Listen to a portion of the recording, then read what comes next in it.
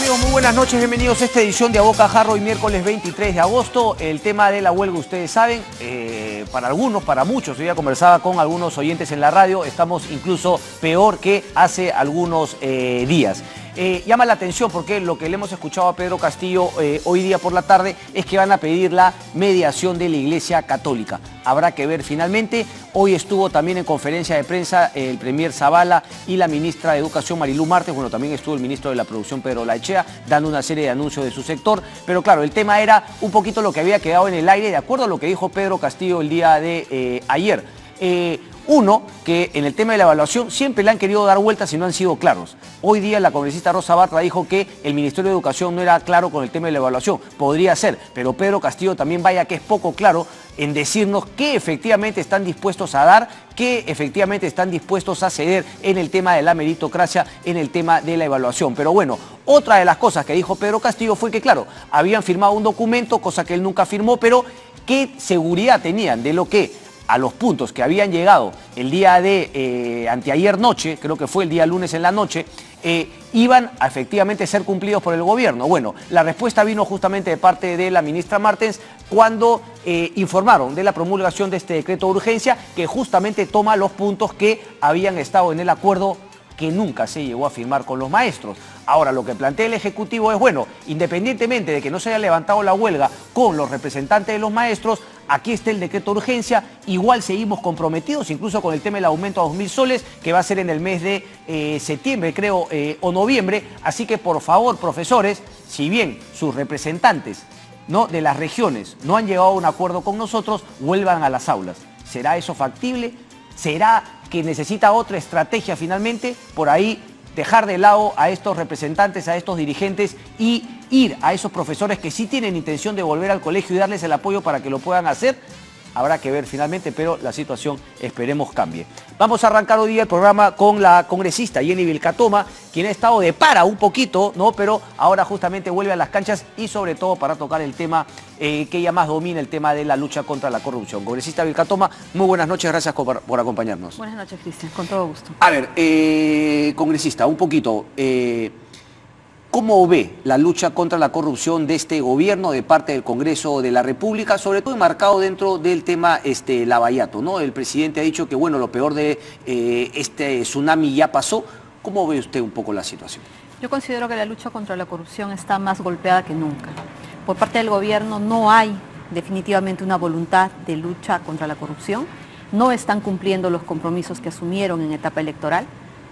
Principalmente fortalecer la autonomía de las procuradurías, que es una institución que tiene un protagonismo en esta etapa de afrontar los procesos contra la empresa Odebrecht, porque es la única que está autorizada en participar en el proceso, fundamentalmente. Perdón que le interrumpa, ¿no le gustan los dos nuevos procuradores? Hay una procuradora que ha sido cuestionada por algunos sectores de la prensa que dicen que tiene, digamos, cercanía con Luis Galarreta, y por otro lado el contralor también, perdón, el procurador Ramírez, si no me equivoco, quien todavía no ha tenido mucha presentación en medios, pero que le han dado un periodo de 15 días para que plantee un poco su estrategia.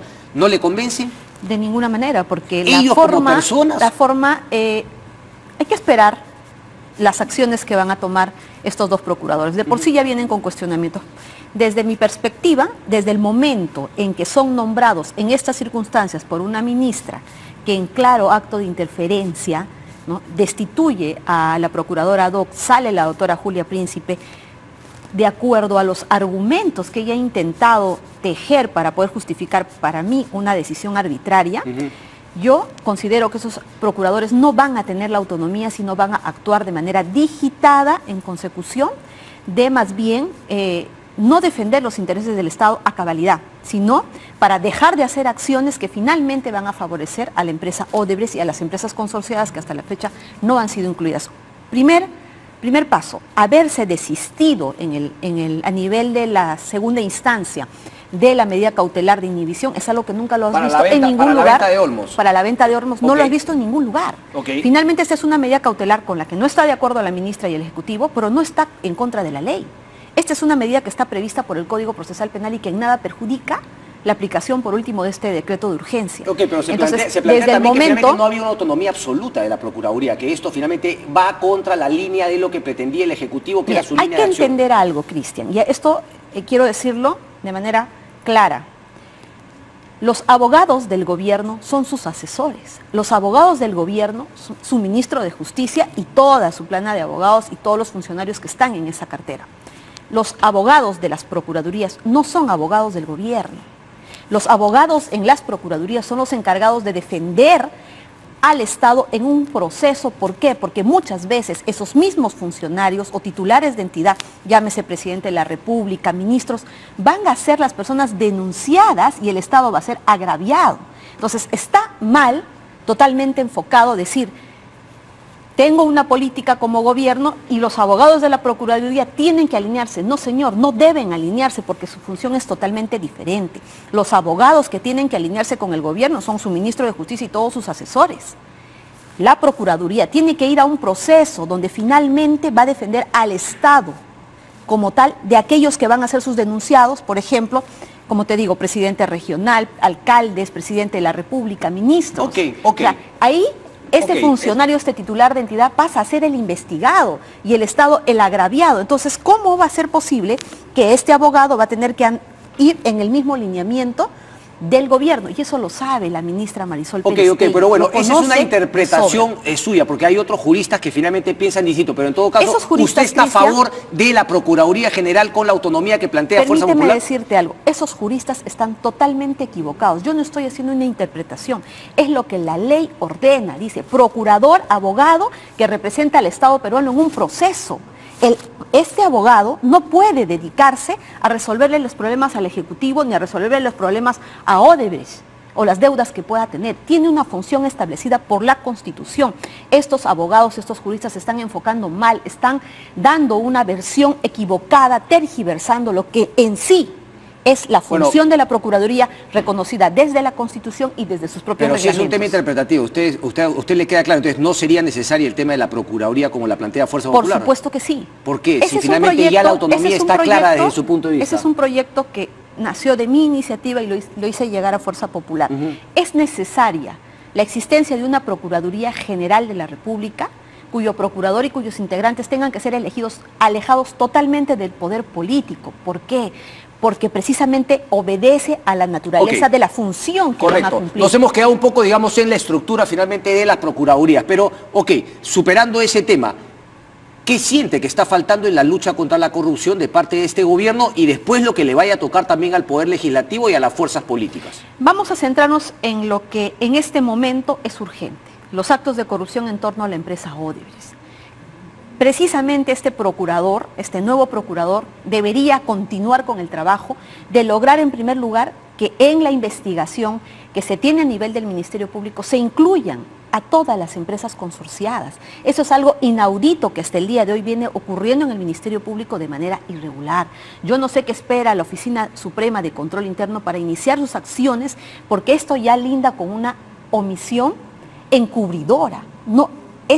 No hay otra investigación en el Ministerio Público, Cristian, y te lo aseguro, desde los fiscales de menor experiencia hasta los que tienen mayor experiencia, donde no incluyas a las empresas consorciadas, mucho más en un proceso donde la empresa principal, que es Odebrecht, ha reconocido ya los actos de corrupción que ha cometido. Por un lado, incluir a las consorciadas, llámese Graña y Montero, llámese todas las empresas que han sido consorciadas, donde ya existen una investigación y existen hechos ya determinados y sobre todo se han dictado medidas de prisión preventiva donde el juez ya ha establecido, ¿no?, los elementos graves y fundados, las circunstancias, las personas que han participado y que hasta la fecha no han sido incluidas en la investigación. Eso es grave, Cristian. No porque no se diga nada, no porque el Ministerio Público no lo corrija. Déjeme entender, si finalmente, si el expediente, si el Ministerio Público tiene una investigación caminando por el tema de la IRSA Sur, por ejemplo, ¿usted cree que en ese tema de la IRSA Sur, obviamente habían consorcios, en ese caso particular deberían estar incluidas las consorciadas? Hace mucho tiempo. O sea, no todas las consorciadas de todos los proyectos de Odebrecht, sino por lo menos los que el Ministerio Público ya está investigando. Los que el Ministerio Público ya está investigando y directamente relacionados. Y es irregular. Así se ha hecho en Brasil. Así se ha hecho en Brasil y la verdad es válido preguntarse por qué aquí no. Que fiscal Hamilton Castro hasta el día de hoy no haya incluido, incluso las respuestas que le dio la Procuraduría frente a su pedido fueron irregulares, carecen de fundamentación. Existen directivas internas en el Ministerio Público que le obligan a un fiscal fundamentar su decisión. El único argumento que usa el fiscal Hamilton Castro, que por eso ya debería ser investigado, es decir que no es el momento oportuno, que es su potestad, sabrá cuándo lo incorpora por estrategia. Esa estrategia ya no es eficaz, ya no es eficiente, porque estás dejando pasar el tiempo. ¿Qué está pasando con las empresas consorciadas? Porque hasta la fecha podrían estar ya desapareciendo información, deberían estar incorporadas para que por lo menos tengan la prohibición de manipular la documentación que puedan tener y toda la información. En primer lugar. Ok, segundo, eso respecto de los proyectos consorciados con Odebrecht que están en expediente. Otro tema bien delicado, Cristian, es que desde el Ministerio Público, yo lo vengo cuestionando desde el principio, no se han adoptado las medidas para cautelar, esas medidas cautelares para poder evitar, ¿no?, que la empresa Odebrecht venda todos sus activos. Es decir, el decreto de urgencia, y es una historia de segunda parte, el Ministerio Público tenía la obligación de poder tomar medidas desde el inicio de la investigación para poder trabar embargos y cautelar como en cualquier otra investigación, porque lo que ya es claro en este momento es que Odebrecht ha puesto como condición que no le toquen el patrimonio, y parece que esa también sería la condición que el señor Maiman va a poner. Entonces, el Ministerio Público está dejando de cumplir su función y le ha dejado la puerta abierta precisamente a que el gobierno saque este decreto de urgencia. Pero ¿por qué no y le ahora toque su tenemos... patrimonio si es que finalmente va a pagar una reparación civil? ¿Por qué Cristian, pensar que no va? Que no va? Hasta este momento, ¿qué ha reconocido la empresa Odebrecht para pagar? Los 30 millones de dólares que aparecen en el Departamento de Justicia. Nada más. Eso va a aparecer más. ¿Eso pero... es suficiente? No es suficiente. Sí, la pero empresa, mi tema es ¿qué es prioritario para usted, congresista? Que se pueda garantizar mediante las acciones que te prevé el Código Procesal Penal, el pago de esa reparación civil. Y en este caso existen medidas cautelares. Antes de eso, ¿qué es más importante para usted, congresista? ¿Que nos den para llegar al fondo de lo que ha sido el sistema corrupto aquí en nuestro país? ¿O finalmente ensañarnos con una única empresa que parece que es la única que confiesa? Cristian, puede haber sido, y seguramente lo es, la más rata de todas las empresas corruptas. La palabra ensañamiento hay que quitarla de lado. Las dos medidas van de la mano, no se puede desestimar ninguna. Es decir, si tú logras probar el delito, vas a poder cobrar la reparación civil. Si no pruebas el delito ya, a ver, si no pruebas el delito ya lo confesaron. Mi pregunta es, ¿usted cree que en verdad es válido, como dice el Ejecutivo, hacer que Odebrecht se vaya en un año? Por supuesto que sí.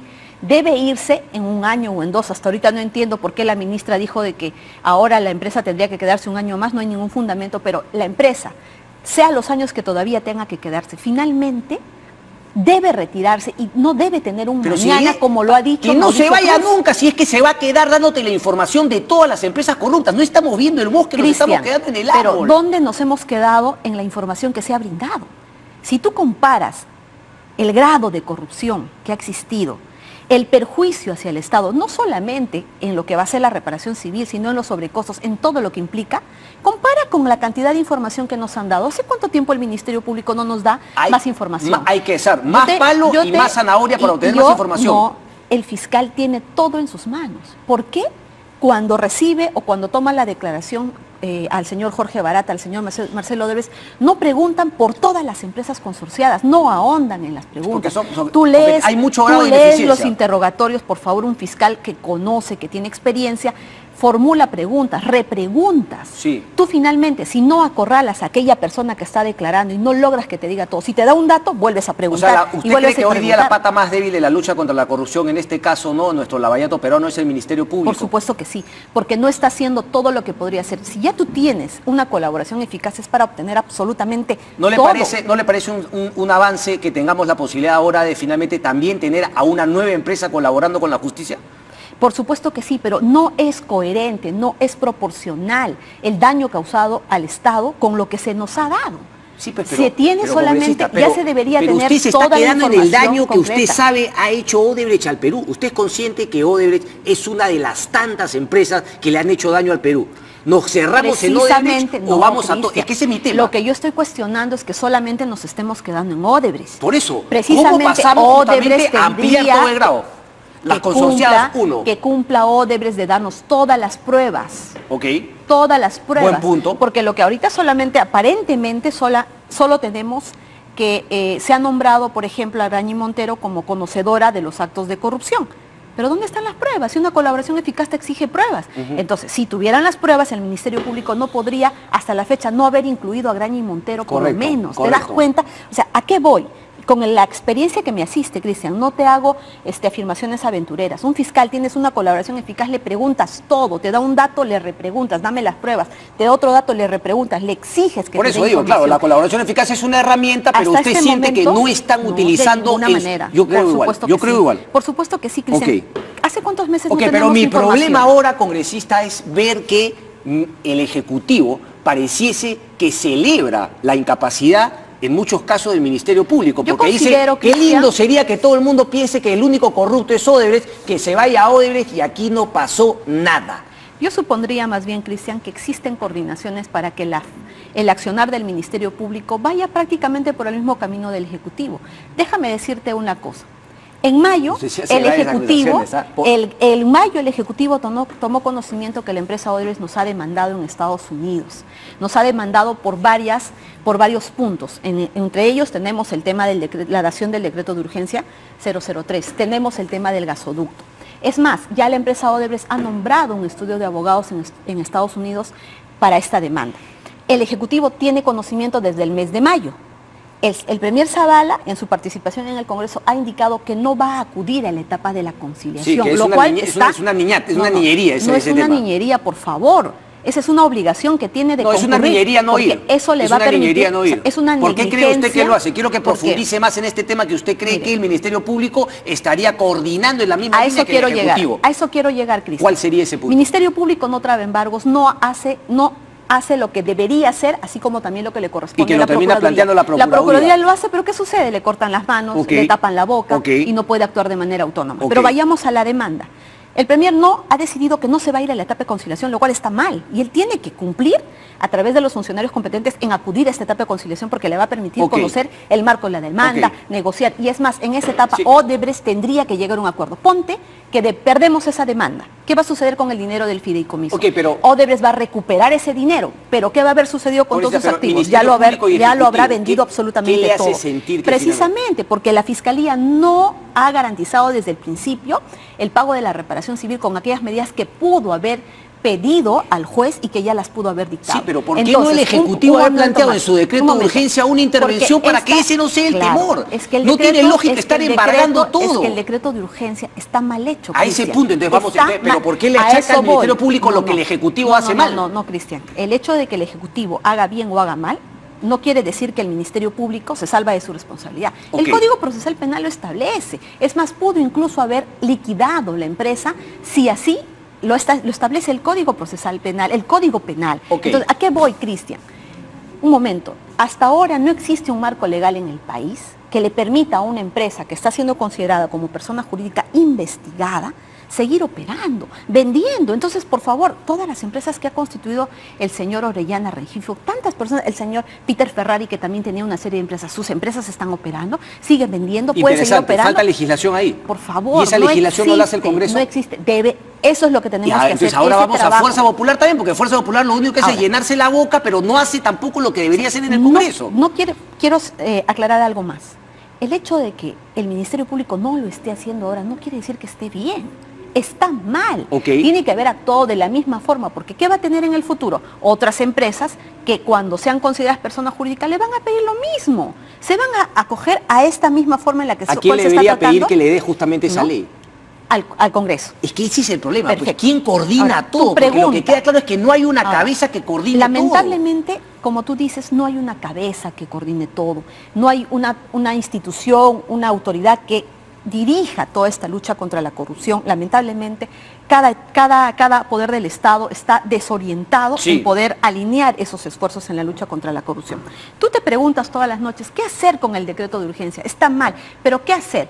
Una medida que podría darse para modificar ese decreto de urgencia, por ejemplo, se dice, no las empresas que, por ejemplo, han reconocido actos de corrupción o han sido sentenciadas a contratar con el Estado. ¿No? ¿Verdad? La única es Odebrecht. Claro. Entonces, la única que ha reconocido es Odebrecht, pero por lógica, si la empresa Odebrecht está consorciada con otras empresas, esa modificación debería ir en la línea de sostener que si una de las empresas, de las consorciadas, ha reconocido actos de corrupción respecto a un proyecto determinado, porque no estamos hablando en abstracto, estamos hablando de una obra, entonces esas consorciadas, basta que una de ellas reconozca corrupción, también debería ser incluida y sobre también debería limitársele todo tipo de postulación. ¿Y por qué Karina Beteta se tiró para atrás?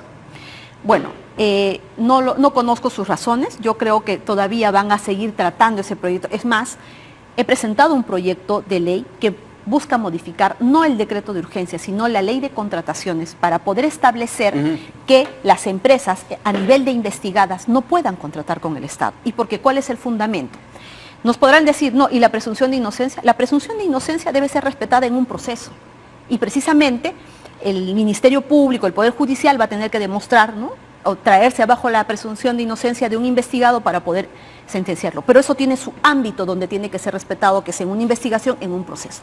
Cuando nosotros hablamos del dinero del Estado, ¿cuál es la razón de ser del Estado? ¿Qué dice la Constitución en su artículo 1? Que el ciudadano es la razón de ser de la sociedad. Entonces, todo dinero que está destinado para satisfacer las necesidades de un ciudadano debe tener una categoría superior a todos los demás intereses, porque destinar dinero para la integridad, para la supervivencia de un ciudadano es precisamente proveerle servicios. Sí, pero ¿cómo salta? Entonces, eso suena sí, al robarse el dinero en manos de la corrupción, no voy a satisfacer sus necesidades en salud, en alimentación y en todos sus derechos fundamentales. Estoy atentando contra la misma existencia y el respeto de la dignidad humana del ciudadano. Claro. Entonces, cuando estamos hablando del dinero del Estado, lo que se tiene que priorizar es el interés superior del bienestar del ciudadano. Y lo que debería hacerse, esperemos que tenga éxito este proyecto en el Congreso, es que toda empresa que tiene una investigación donde el Estado es el agraviado, ponderando como un bien superior la integridad del ciudadano en la prestación de los servicios que le van a ayudar a sobrevivir, deberían de esclarecer su situación antes de presentarse a un proceso de contratación de bienes o servicios o construcción de obra pública. Ahora, el Ministerio Público y el Ejecutivo podrían finalmente ponerse de acuerdo para incentivar a las empresas a que confiesen. Este momento es el de mayor crisis por la corrupción. Ameritan ese tipo de decisiones para cautelar que cada sol del Estado peruano cumpla con su finalidad de satisfacer las necesidades del ciudadano y no priorizar los intereses de empresas que de por sí ya vienen cuestionadas con investigaciones, que se dediquen a solucionar su situación para que recién puedan entrar a contratar con el Estado. Eso va a ser un poco jalado, pero finalmente es una lucha, Cristian. El problema es que, claro, no hay nadie que coordine el tema. OAS está a punto finalmente de firmar un acuerdo de colaboración eficaz y finalmente le salen unas denuncias por acá de SUNAT. Entonces finalmente uno nunca sabe si que aquí el tema es llegar al fondo de la corrupción o finalmente querer tapar el sol con un dedo, que Odebrecht sea no el malo de la película y decir que todo el resto son angelitos. Confío en su trabajo congresista para que podamos llegar al fondo pues, y salir de este tema que nos creen tontos de creer que solamente una empresa ha sido la corrupta aquí en nuestro país. Muchísimas gracias.